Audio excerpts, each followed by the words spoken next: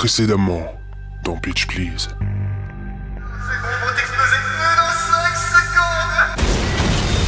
Voilà, suite à l'explosion qui a détruit votre appartement et puis aussi le mien, bah voilà, moi je vous ai récupéré dans un état, je vous dis pas, j'ai été abordé par un groupe plus ou moins bizarre. Salutations Tedalaz, je suis chef, mais aujourd'hui des missions et des révélations. Je m'appelle Ethan. Ethan plus 3. Ma copine avait acheté une télé 3D pour nos 2 ans de relation. On avait qu'une paire de lunettes, du coup c'était zéro confort. C'est à ce moment que tout dérapa. Ce matériel dont nous une partie vous servira à pouvoir espionner vos doubles cybernétiques et ainsi nous aider à trouver des preuves qui nous permettraient de remonter jusqu'à Thalès. Il est temps pour toi de passer à l'action numéro 3. Oui, maître. Le numéro 3. Numéro 3. Putain de bordel de merde de droïde de mon cul. J'en ai marre toutes les 2 semaines. Ah putain, non, et merde il est foutu. Ça fait chier. Il va falloir que je rappelle numéro 1. Localisation. État. Un virus? Qu'est-ce que c'est? Oh, ça doit être un retour de conscience.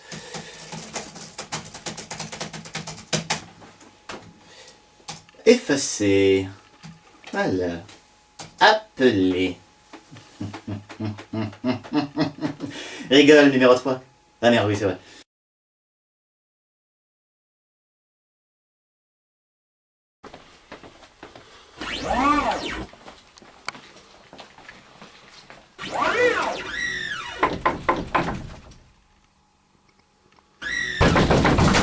Bon les amis, oui, entrez.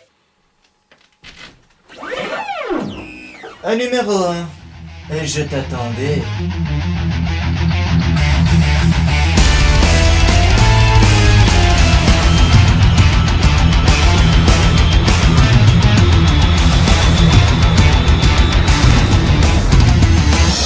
Bonjour à tous, bonjour ce bleu parfaitement normal. Bonjour Peter, parfaitement classe. Ouais, j'avais envie.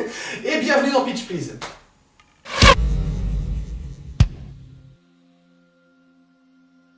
Alors le film de la semaine, c'est 300, la naissance d'un empire, le séquel du film 300 de Zack Snyder qu'on attendait avec plus ou moins d'impatience parce que c'est quand même un film qui a marqué son époque, notamment parce que c'est devenu une source de mèmes sur internet, notamment avec les Ici Sparta ultra connus. J'avais pris soin de ne pas regarder les bandes annonces parce que je voulais être surpris, même si je m'attendais à une qualité d'image parfaite parce que le premier avait un parti pris qui était absolument génial. Je m'attendais à pas mal de choses, voilà, je m'attendais pas à un scénario d'enfer. On verra ce que ça dit, toi qui avais peut-être un peu plus vu sur Moi en fait, comme pour moi le cinéma s'était arrêté au Bronzé 3, j'avais arrêté de regarder plein de films jusqu'à Pitch Please, donc en fait 300 je l'avais pas vu. Va falloir trouver un petit peu ce qui est vrai, le vrai du faux dans ce que je viens de dire, mais en tout cas 300 le premier, je ne l'avais pas vu tout simplement. J'ai pas aimé le tapage qu'il y avait autour, je suis pas spécialement fan des péplums, donc je l'avais pas vu. Comme Gladiator, j'avais dû mettre 5 ans avant de le voir, enfin bref.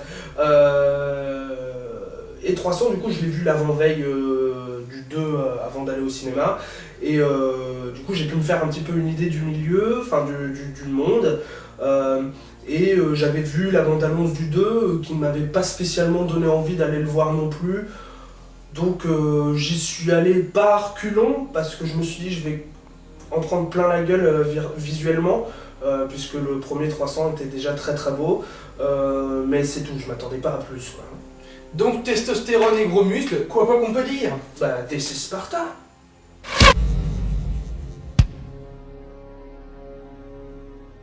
Alors 300, la naissance d'un empire, se passe plus ou moins en même temps que le premier film. C'est-à-dire qu'on va dire que la moitié du film, la première moitié du film se passe en même temps et que la seconde moitié se passe après. Donc c'est à la fois en même temps et une suite, quoi. Donc c'est un peu bizarre, mais on s'y retrouve. Ça, là-dessus, on s'y retrouve.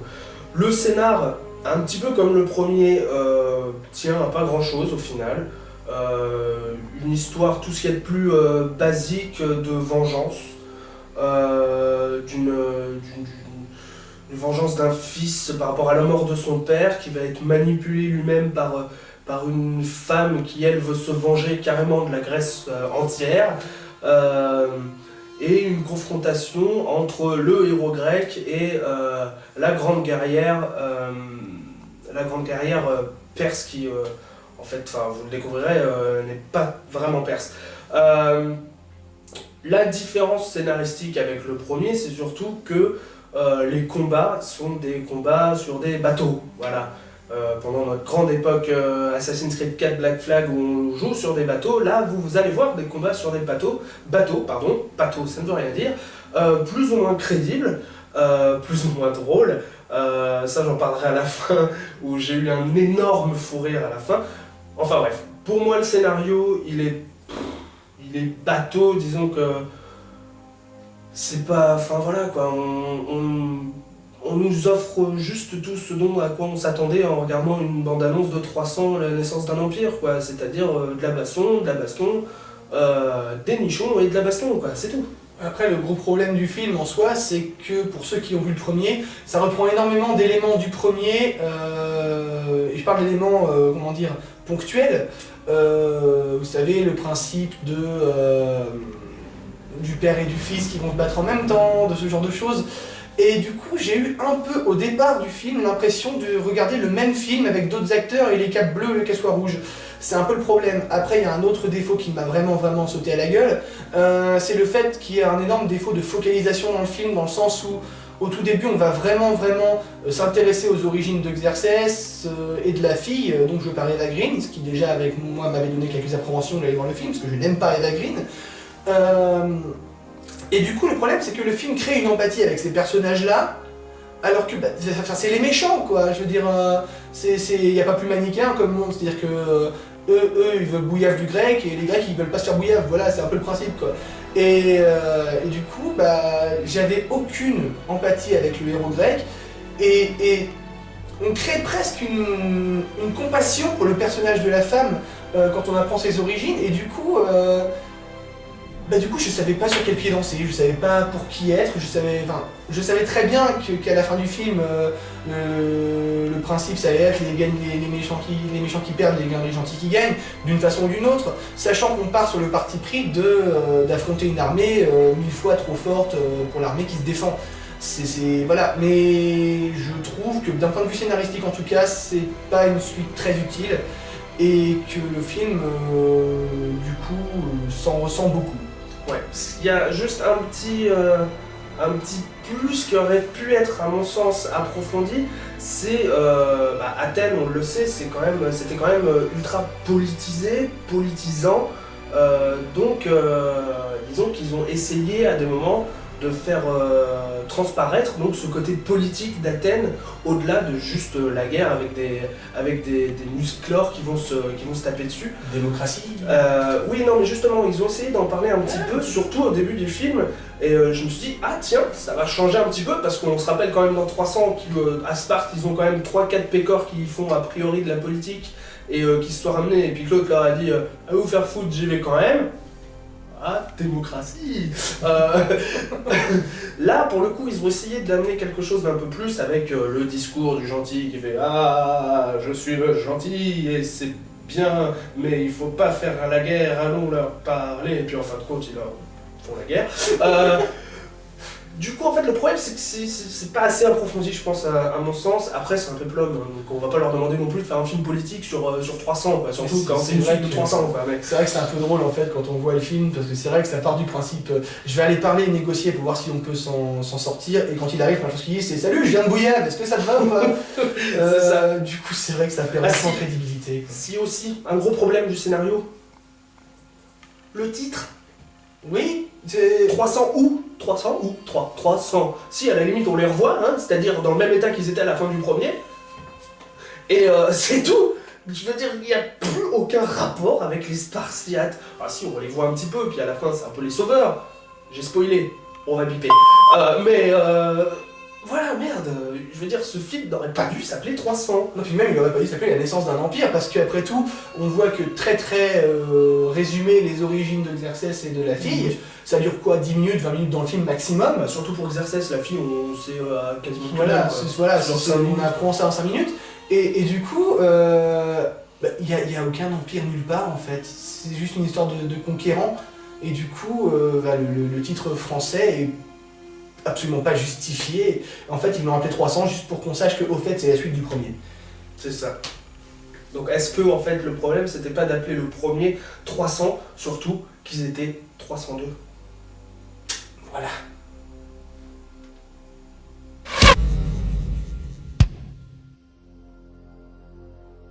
Alors l'image dans 300, la naissance d'un empire, ce titre est magnifique.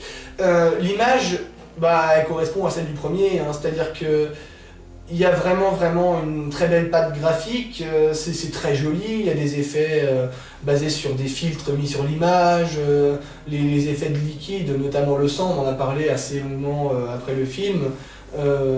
C'est-à-dire que on était parti sur un principe de voir un film en 3D, alors déjà on partait avec un boulet au pied, quoi, ça nous faisait un peu chier d'aller voir un film en 3D, dans le sens où, et là c'est une petite aparté sur la 3D, quel intérêt de mettre des films en 3D dans des salles qui n'ont pas le niveau technique pour diffuser de la 3D valable. C'est surtout pourquoi transformer des films qui n'ont pas été tournés avec une technologie 3D en 3D. C'est simplement pour faire plaisir à une génération de spectateurs qui se base là-dessus. Mais le problème, c'est que moi, la 3D, au départ, ça m'enthousiasmait à l'idée de me dire...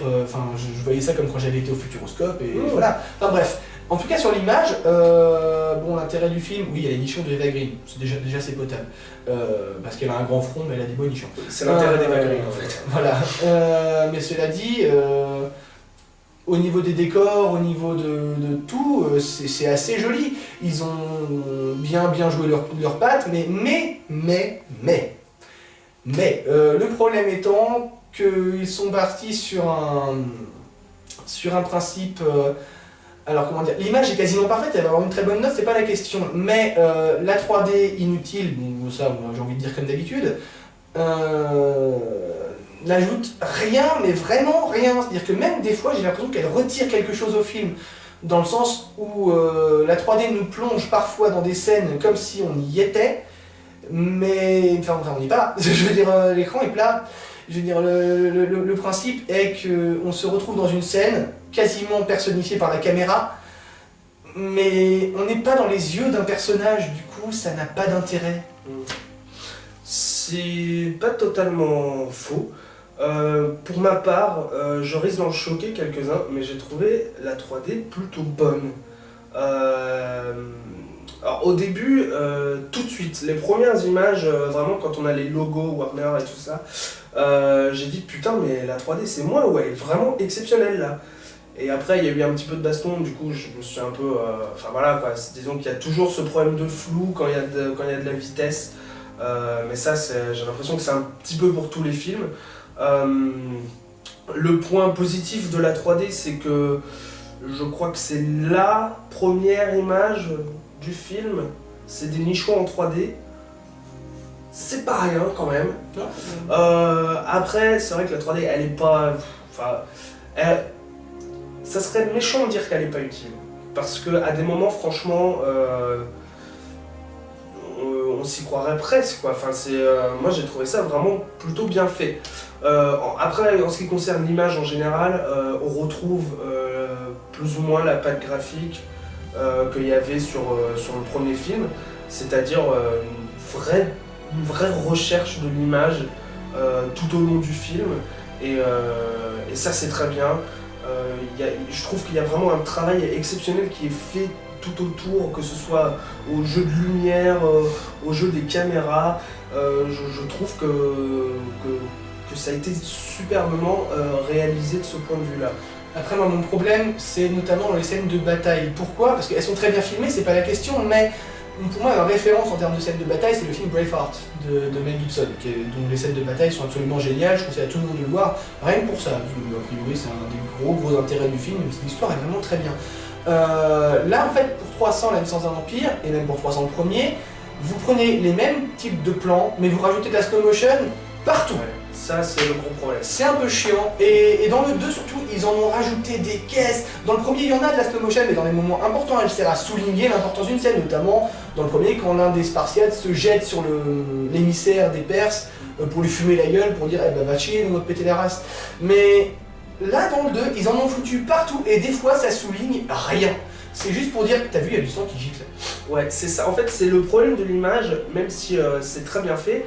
Le problème de l'image, c'est que il y a beaucoup trop de slow motion. Alors au tout début, moi quand j'ai vu les slow motion dans le cinéma, comme je vous avais dit 300, je l'ai pas vu au cinéma, donc le premier, donc j'avais pas vraiment cet aspect visuel claque dans les yeux. Donc tout de suite, moi les effets slow motion, tout de suite, j'ai fait putain ça claque. Les grosses giclures de sang aussi en slow-mo et tout, je fais putain ça claque. Par contre, au bout d'un bout de temps quand même, c'est que ça devient lourd quoi, il y en a trop de faux sang qui giclent, surtout que vous regarderez le film, j'ai l'impression que la physique du sang, en tout cas son inertie, a l'air de jouer à pile ou face, hein, on a envie de... C'est comme s'il y avait le sang qui était toujours en slow motion mais que tout le reste redevenait en vitesse normale. Donc c'est assez bizarre de voir du sang qui fait... En fait, salut, ça va. Enfin voilà, c'est super chiant. Je sais même pas, j'ai dû sortir du cadre, on s'en fout. Voilà, du coup c'est un petit peu lourd, un petit peu too much quoi. Il y en a trop. Au final, le sang au départ, on trouve ça assez rigolo et assez sympa. Et après, ça devient super lourd. Les slow motion, c'est exactement la même chose. Même si, pour le coup, slow motion plus sang, plus combat, plus 3D, dans ces moments-là, ça rend quand même super bien. Mais il y en a trop. Puis le problème étant que, moi je me rappelle d'une scène du premier 300 qui m'avait vraiment marqué, en termes d'image, et pourtant c'était pas en 3D, hein, c'était juste une slow motion, c'est le moment où Léonidas se prend un coup dans le casque qui lui fait la fameuse balafre qu'on voit sur l'image du film. Ça, ce moment-là est très bien tourné, c'est justement un exemple de moment très bien tourné. Autant il y a des fois, les slow motion dans 300, donc je vais l'appeler 302 parce que ça m'emmerde. Déjà parce que ça aurait dû être le titre principal du premier et que du coup... donc 302.2, voilà. Donc 304. Donc 302, merde. Et le truc c'est que des fois, il y a une scène en slow motion, le mec il court, c'est un mec lambda, vous le connaissez pas, on n'a rien à foutre de lui, on sait même pas d'où il vient, qui c'est sa famille et qu'il a une pute à sa maison, on s'en fout. Il court, dans un coup, et après il recourt. Du coup, on a vu un mec qui court. Super intérêt. Le sang... Merci Matrix. Ouais, carrément, ils ont rajouté des caisses. Bon, après, c'est vrai que Matrix a marqué son époque. Oui, non, je suis tout un d'accord. truc, mais là, c'est beaucoup trop. C'est-à-dire qu'on s'est dit à l'art du cinéma, c'est marrant parce que ce film, tu retires toutes les scènes en slow motion, il dure 45 minutes. Quoi. C'est vrai. Je veux dire, c'est un peu ça. Et du coup, en fait, c'est peut-être pour ça. Ils ont dû se rendre compte que leur scénario était tellement faible que pour rajouter du temps au film, ils ont mis beaucoup de slow motion. Mais partout. Dommage. Oh là.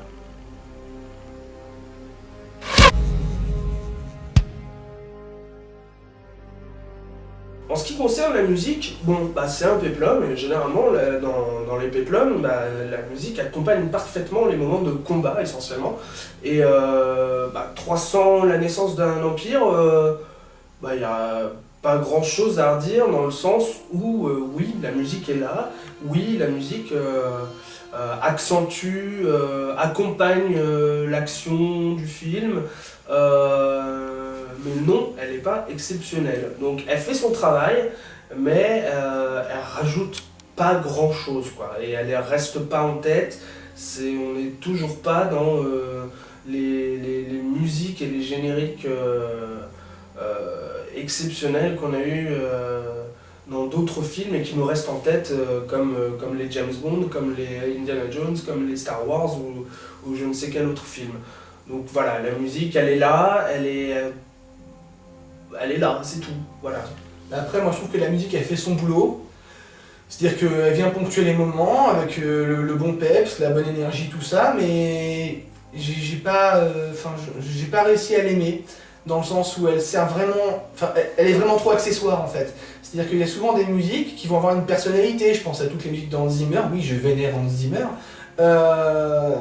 qui justement sont là pour ponctuer les scènes, sont là pour ajouter quelque chose, mais ont aussi une personnalité très forte, un thème qu'on retrouve, quelque chose qu'on va chanter en sortant du cinéma. Je pense à la fois où j'étais voir Pirates des Caraïbes, je suis sorti, j'avais ça dans la tête, mais à pleine balle. Là, la musique, elle est là, c'est-à-dire un peu comme en intérim en fait. Elle arrive, elle fait son boulot, mais ça l'emmerde en fait. On a l'impression qu'elle a juste envie de se barrer. C'est un peu le souci du film, même si bon, elle n'est pas dégueulasse, elle n'est pas désagréable à entendre, c'est pas non plus une musique de Resident Evil par exemple. Ils ont eu le bon goût de nous épargner la techno, les musiques électro, parce que ça vous paraît peut-être surréaliste à imaginer, mais c'était possible. C'était possible parce qu'il s'agit de mettre une patte graphique actuelle dans quelque chose qui s'est passé il y a... Oh là là. Voilà, mais du coup, là, ils ont eu l'intelligence de ne pas le faire. Déjà, rien que pour ça, j'ai mis la moyenne, mais voilà, c'est ça le problème, c'est que la musique est vraiment trop accessoire. C'est-à-dire que elle vient faire son boulot, mais sans envie. On sent qu'il n'y a pas un gros travail dessus.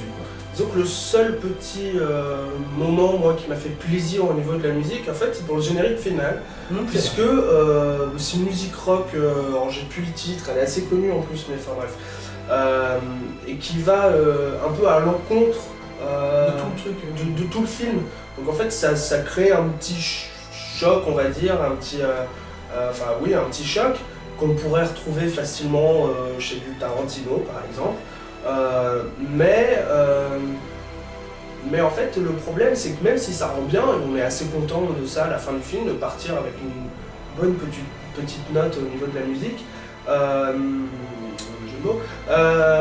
le problème c'est que c'est que ça arrive que là, quoi. Pourquoi faire ça ici, ça n'a pas de sens avec le reste du film, ça fait pas sens, c'est dommage. Non, c'est vrai, parce que du coup on avait eu des films dans lesquels ils utilisaient volontairement des musiques qui détonnaient complètement avec l'univers. Je pense à Chevalier avec Heath Ledger, où ils ont mis des musiques parfaitement, actuelles non, mais des musiques du XXe siècle avec une époque médiévale. Là du coup c'était intéressant, c'était même drôle. Je pense à Guns 1748, que peu de gens ont vu mais qui pourtant est vraiment très bien. Moi j'ai beaucoup aimé ce film. Moi je pense à Roméo plus Juliette. Voilà. Après on sait qu'après au niveau des musiques, le réalisateur il est tout le temps à la page. Mais voilà, même si, pour Roméo plus Juliette, désolé je fais un petit aparté là-dessus, mais texte plus ou moins d'origine, en tout cas qui donne un effet que ce sont les textes d'origine, avec univers contemporain et donc musique contemporaine. Moi j'ai trouvé ça génial et ça rendait bien, pardon.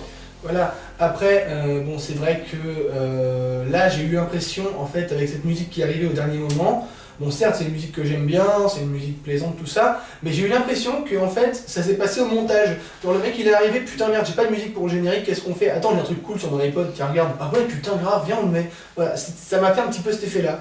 Du coup c'est vrai que ça détonne, mais il aurait fallu qu'on fasse détonner un petit peu ça pendant le film pour que ça ait un sens à la fin. Là du coup c'est vraiment...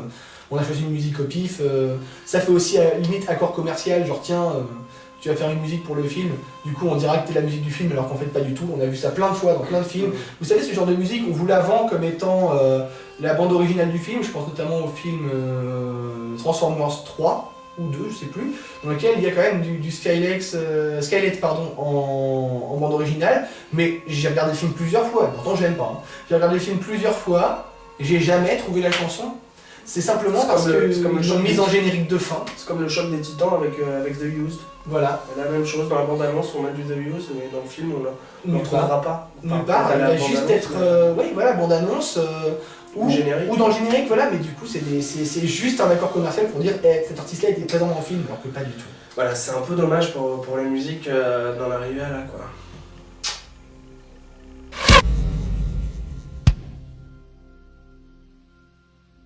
Alors, 300, la naissance d'un empire, qu'est-ce qu'on peut en dire au bilan? Le bilan du film, il est le cul entre deux chaises, c'est-à-dire que on a une très bonne image, on a une musique qui fait son boulot, et en fait ça va décrescendo parce que le scénario c'est vraiment pourri.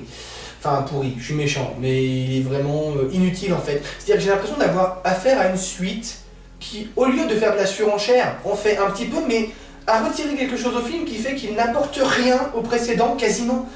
Scénaristiquement c'est faible, c'est écrit un peu avec le cul. On se retrouve à avoir un film, une suite dont on sent à 10 milliards de kilomètres le côté commercial. J'aurais presque été peu surpris qu'ils nous disent vous savez, il y a des figurines qui sont vendues aussi. Si vous voulez des mecs en slip tout nu chez vous ou pas? Ah, carrément. En slip tout Ils ont nu, déjà c'est- affaire avec, Mais- avec les catcheurs. Non mais voilà, c'est ça. Mais le problème, justement, c'est que j'ai l'impression qu'ils ont fait une suite pour faire une suite, et pas fait une suite parce qu'ils avaient quelque chose à raconter. Là, on a vraiment affaire à un héros qui a peu ou pas de charisme, qui fait face à des personnages qu'on a beaucoup trop développés et du coup, pour lesquels on a plus d'empathie, comme je l'ai dit tout à l'heure. On a affaire à un scénario de film vu, revu, revu. Il y a des gros méchants qui arrivent, il faut leur péter la gueule. Voilà, c'est le bien contre le mal. Voilà, il n'y a pas de gris, tout est blanc, tout est noir. Surtout l'émissaire. Et sur le principe, bon, on se retrouve à avoir affaire à un film qui n'a presque pas d'intérêt, si ce n'est l'image. Du coup, ils auraient pu s'en passer. Voilà, c'est-à-dire que c'est un film, je suis sorti du cinéma en disant j'ai 300 en Blu-ray chez moi. J'ai pas forcément envie d'avoir le deuxième 300 chez moi. Parce que j'aurais pas le même plaisir à le revoir. C'est un peu le principe de on a fait un film qui a cartonné et apporté une innovation. On en fait un deuxième, et ben il n'aura pas le même charme. C'est le même principe que Matrix par exemple, qui avait fait un premier film qui n'est pas encore et qui devrait être dans ma vidéothèque, mais je ne l'ai pas encore. Si vous voulez me l'offrir, je vais peut-être faire une wishlist, on sait jamais. Voilà, le Matrix avait apporté quelque chose, une nouveauté, notamment la slow motion. Tous ces effets-là étaient absolument géniaux. Le film en lui-même, je l'ai trouvé parfait. Les suites ont été parfaitement inutiles et surfaites, avec des incohérences monstrueuses, genre il y a 35 milliards d'agents Smith, mais il n'y en a qu'un seul qui se met sur la gueule. C'est un truc qui a été cité, recité, re-recité, et c'est vrai. Et ben on a affaire au même genre de suite avec 300, c'est-à-dire que j'ai qu'une peur, c'est qu'ils nous annoncent un troisième. Et je crois que c'est déjà fait en plus. Et le problème étant que déjà le 2 étant inutile, le troisième ne peut, selon moi, qu'être pire. Donc épargnez-vous 9 €. Voyez-le quand on vous l'offrira avec quand un copain qui vous aime pas vous offrira le Blu-ray ou quand vous pourrez le télécharger, quoi, je sais pas. Ou si vous n'avez pas de goût. Moi, les gros problèmes pour moi de ce film, c'est effectivement les incohérences, mais c'est surtout les surenchères et les... Enfin, c'est des moments un petit peu what the fuck, mais qu'on comprend pas. Par exemple, à un moment, il y a tout un truc avec des messagers. Je vais essayer de pas trop spoiler. Il y a tout un truc avec des messagers, donc ouais, ils vous ont pété la gueule aux Spartiates, et bah on va leur péter la gueule, dis-leur et tout, ouais, si tu les as trahis, machin. Et là, tout ça, ça se passe dans une ville, et le plan d'après, c'est comme si ça se passait 2 semaines après. Enfin, une ellipse monumentale, pardon. Mais elle est faite cut. Mais voilà, comme ça, c'est... Ok, et ben dans ce cas-là, moi je vais retourner taper les méchants. Pouf, la ville est détruite. Alors, merci, c'est sympa de nous avoir appris ça, mais pourquoi? Parce qu'en fait vous avez perdu, vous aviez l'air tellement de rallonger du temps de film avec toutes vos slow motion, vous auriez pu faire beaucoup plus et peut-être beaucoup mieux en expliquant et en montrant un petit peu la destruction de cette ville. Enfin, je sais pas. Enfin bref. Donc à partir de là, déjà, ça arrive aux 2/3 du film. Je commence un petit peu à me dire, ouais, non, je finis à me dire, ouais, non, le scénar et les incohérences, elles sont là. Après, comme je disais au début de l'émission, j'ai eu un fou rire, un vrai, où j'ai rigolé, où j'ai pleuré de rire. J'ai eu du mal à l'arrêter et déranger toute la salle en plus. Je sais pas, je m'en suis pas rendu compte, mais j'étais plié, je pouvais plus m'arrêter. Tout simplement, je pense que c'est pas du spoil de le dire. Non, c'est pas du spoil. À la fin, donc il y a une grosse bataille navale, et il y a des bateaux en feu, des bateaux qui coulent et tout. Et il y a le gentil qui est sur un bateau en train de péter la gueule à certains méchants, et la méchante qui est sur un autre bateau un peu plus loin et qui pète la gueule à certains gentils. Et au bout d'un moment, il dit « Oh, j'en ai marre, les mecs, sortez l'arme ultime !» Il soulève une bâche, je suppose, et sort un cheval. Donc c'est le premier. Mais out of nowhere, hein, parce qu'il y a ça de fou. Hein, je veux dire, Mais c'est clair, parce que la seule place qu'il y a en dessous, c'est pour des rameurs comme ça, tu vois. Alors du coup, on s'est marré d'imaginer les rameurs, genre, je rame, Ou le cheval chier son putain de cheval, il me gonfle son putain de cheval. Donc ouais, il sort de nulle part, surtout qu'en plus il y a un saut un petit peu à la Legolas dans Le Seigneur des Anneaux sur le cheval, enfin bref. Et là il s'arrête, et là il y a le regard entre la méchante et le gentil. Regarde le défi. Le regard du défi. Et là il se dit, ok, qu'est-ce qui nous sépare? Qu'est-ce qui sépare nos deux bateaux? Un autre bateau en flammes. Voilà. Le problème, c'est que j'étais tellement mort de rire en voyant ce bateau en flammes, parce que c'était l'élément déclencheur, pas vraiment le cheval. Enfin, le cheval a fait un petit déclic, et le bateau en feu, sachant qu'il allait le traverser avec son cheval, je me suis dit putain, mais c'est trop con, et j'ai commencé à exploser de rire. Du coup, j'ai pas trop suivi. Alors, je pense, j'en sais rien, que son cheval a dû crever dans le feu. Oui, voilà. Donc, il a eu un cheval pour 4 mètres. Ah, j'ai un cheval, j'ai plus de cheval. Et voilà, tout ça pour aller la rejoindre. Enfin, je sais pas, l'eau, avec le nombre de fois où il est parti dedans pour aller nager dedans, enfin, je sais pas, pour 3 mètres, il aurait pu faire l'effort d'aller nager, quoi. Tu parlais tout à l'heure des messagers. Putain, je suis désolé, mais... Moi, personnellement, le moment où j'ai rigolé dans le film, c'est quand le messager, justement, vient apprendre sur le champ de bataille naval que les 300 ont été vaincus et ont été tués. Et la réaction du mec quand il l'apprend, c'est limite s'il fait pas putain c'est trop cool. En fait c'est ça, mais là c'est qu'il y a un... Non mais il y a un élément, mais justement le principe est que moi j'apprends ça, je dirais faut faire gaffe à l'arrière-garde, faut aller envoyer des mecs, enfin faut couvrir tout ça, parce que du coup quand on voit que du coup les Perses sont sur le territoire, à quoi ça sert de défendre la côte? De toute façon, retranchez-vous et allez défendre le plus loin. Vous avez été vaincus, vous êtes dans la merde, c'est un fait. Et du coup, là, le film, pour moi, il avait perdu tout intérêt. C'est-à-dire que le mec était là, on lui apprend les 300 ils sont morts. Le mec il fait ah, c'est cool. Mais non, c'est pas cool, connard. Tu te rends pas compte à quel point c'est triste, c'est dangereux, c'est affreux, je sais pas, mais c'est certainement pas cool. Alors voilà, et ça fait partie des nombreux petits trucs dans le film qui vont soit vous faire sourire, soit vous rendre dépité, quoi, vraiment. Ça devient limite pathétique par moment. Du coup, pour terminer ce bilan, je dirais que le film, la seule chose qui remonte sa note, c'est son image en fait. Donc c'est... La seule chose qui remonte sa note, c'est son image, sa 3D qui est pas dégueu, les boobs en gros plan d'Eva Green et d'autres. Après, c'est tout, quoi. Voilà. Disons que c'est un film, vous pouvez vous en passer. Voilà, et surtout si vous l'attendiez avec impatience, parce que vous allez en sortir déçu. Si vous l'attendiez avec impatience, vous allez être déçu, c'est une obligation. À moins que vous oubliez complètement le scénario et que vous vouliez juste voir des muscles et du sang dans une ambiance partiellement homosexuelle. Pour le coup, je pense qu'il y a certaines personnes qui vont adorer le film. Quand je vois à quel point Bob Lennon adore le jeu Rambo qui vient de sortir, à quel point il a adoré Rise sur Xbox One, tellement c'était what the fuck et tout, et parce qu'il adore les peplums, je pense que une personne comme ça peut adorer ce film. Faut aller le voir pour ce qu'il est, c'est-à-dire faut pas aller le voir. Mais si vous allez le voir pour ce qu'il est, voilà. Ouais. C'est-à-dire que vous allez voir du quoi? Vous allez voir des muscles, des nichons, du sang, de la guerre. Voilà. En gros, prenez 2 places, une pour vous et une pour votre cerveau à déposer à côté. Voilà. Ou pour votre copine si vous voulez vraiment qu'elle voit ce que c'est que de la testostérone et qu'elle arrête de vous faire chier en lui disant t'as un côté féminin en toi.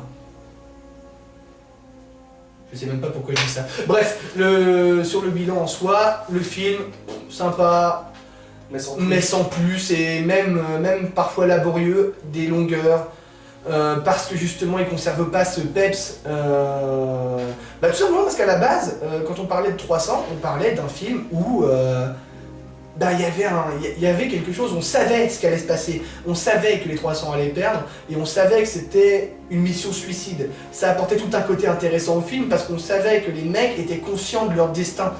Ils espéraient pas gagner, ils espéraient pas repousser les Perses, ils espéraient juste leur péter la gueule et donner le temps aux autres de se mettre en avant. Mais du coup le deuxième, on n'a pas ça, on ne sait pas ce qui va arriver, et du coup ça retire tout un charme au film. Et du coup, voilà, comme on vient de le dire, allez le voir pour la testostérone. Voilà, munissez-vous d'une bière, grattez-vous les couilles en Marcel. C'est à peu près tout ce qu'il veut dire ce film. Pour moi, c'est un peu ça.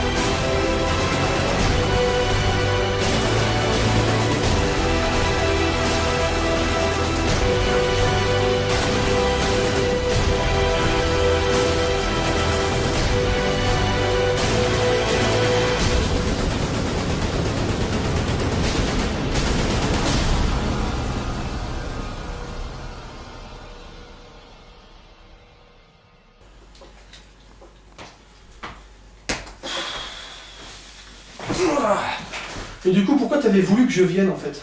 Bah parce que déjà t'arrêtes pas de jouer en ce moment là avec la sortie de South Park, c'est bon. Peut-être quand même que tu sortes. Et puis bon, je sais pas, j'avais besoin de toi, c'est tout. Oh, le pauvre petit chouchou, il est tout seul. Oui, je suis tout seul. Je te rappelle quand même que l'émission c'est à nous deux qu'on les a donnés. Pas juste à toi, pas juste à moi non plus. Oh, mais d'accord, mais là tu pouvais venir tout seul, t'es juste une caméra quoi. Oui mais je sais pas, tu pourrais faire le gay. Déjà que que déjà très bien tous les deux. Oui. Par contre, attends, t'as entendu? Moi, Même toi, de toute façon, je crois que c'est bon là. Même toi, viens.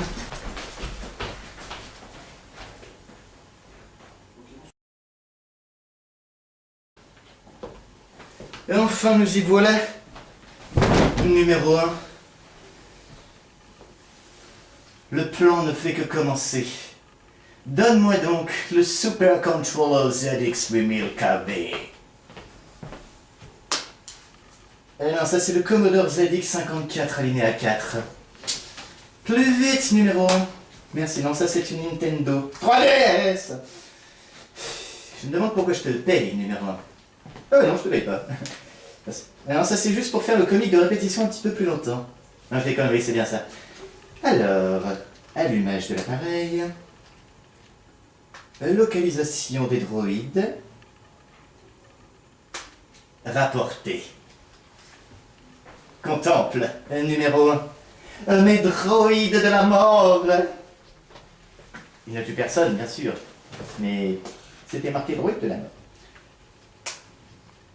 Il ne leur manque plus qu'une chose, tu ne crois pas?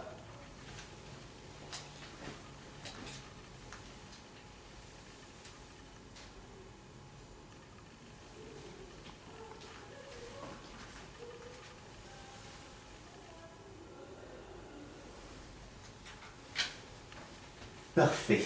La ressemblance est frappante.